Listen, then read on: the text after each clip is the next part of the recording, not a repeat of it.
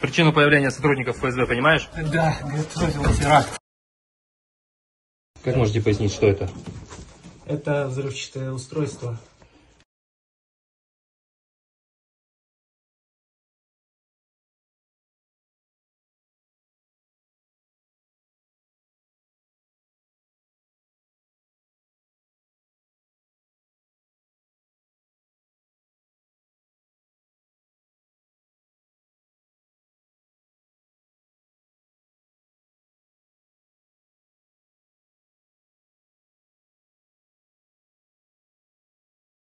В начале сентября этого года, числа 3, на меня вышел человек, который предложил мне подработку. Представился он Сергеем, сотрудником СБУ. А после этого он предложил мне ликвидацию.